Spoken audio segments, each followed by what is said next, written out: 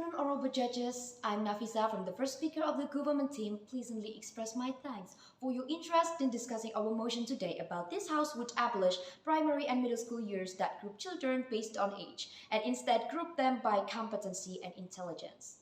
And as previously stated, I am Harapi standing behind the motion. And if I have your permission, I would like to begin by defining the motion. Primary school now are schools for children from the ages about 5 to 9, and middle school instead are typically for children in the 6th, 7th, and 8th grades, which commonly accept children in the age around of 12 to 15. And to set the matter in Indonesia, they are accepting only those number of ages in general. And that's why we believe as a government team, and we're standing behind the motion where we think it's absolutely unnecessary. The fact that every children are born in a different kinds of talent and abilities, even it's not a small number of them given by the special or inconceivable abilities than ordinary people of their age. For the example, we both have to know that these gifted people, especially in academic or also can be said as genius, are exist. They are empirically out there. We want to set the parameter Indonesia again, that these geniuses are actually exist and we didn't give them the best treatment or letting them having the space of reaching the maximum. Why? Because the education system of Indonesia, that their separation, like what I previously stated, that commonly this type of schools degree giving age standards to accept their registers. Then how about these exceptions? Where was their right? Talking about right, we have the actor analysis that we have children and their nature to getting the right or explicitly right to study or getting fit educational system so that they can reach the best results of their capacities, including our special ones. And then we have our country's government, or especially in this case, Minister of Education, who are having the ability to make, erase, or ban regulations in the mean of a country's most effective decisions.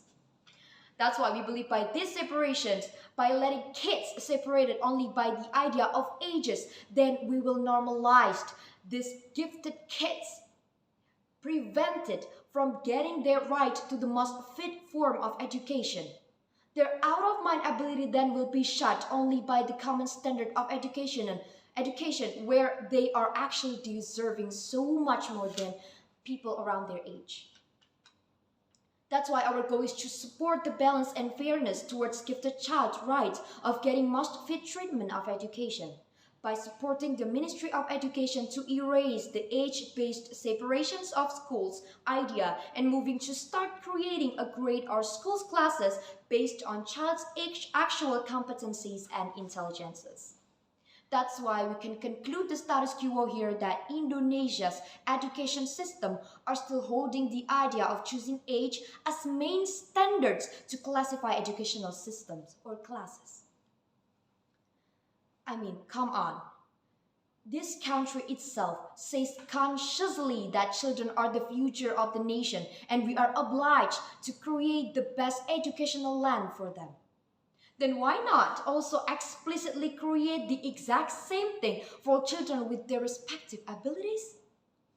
By separating child's classes based on their own abilities. For the example, right now, we have 10 years old kid who are born with crazy potential of math, who can already solve high-level logarithmic problems, told to sit next to an ordinary 10 years boy who still learn how to multiply 10 with 23?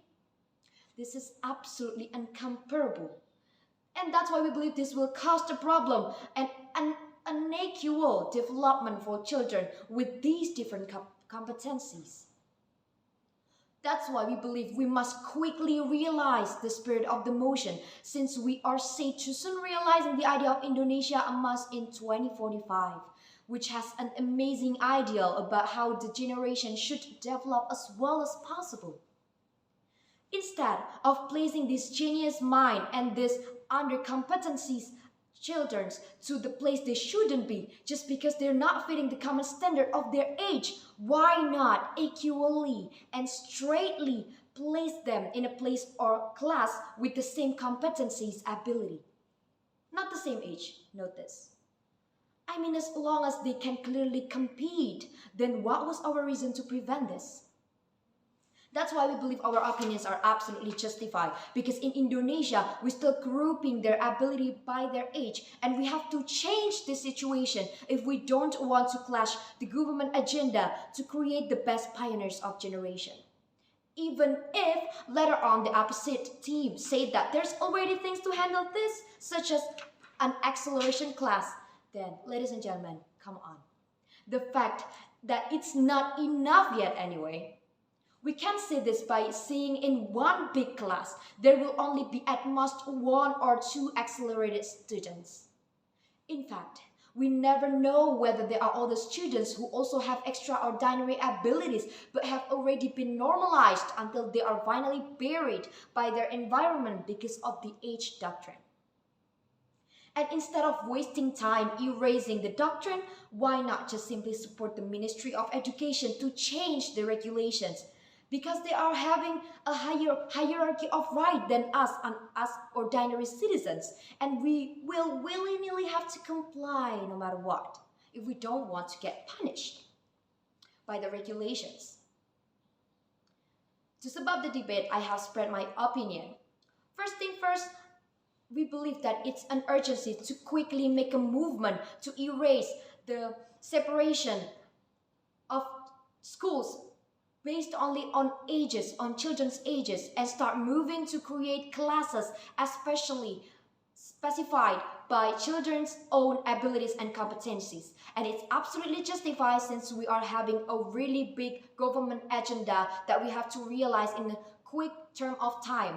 And we need this kind of separation to be erased because we have to set children in an equal phase. We proudly propose.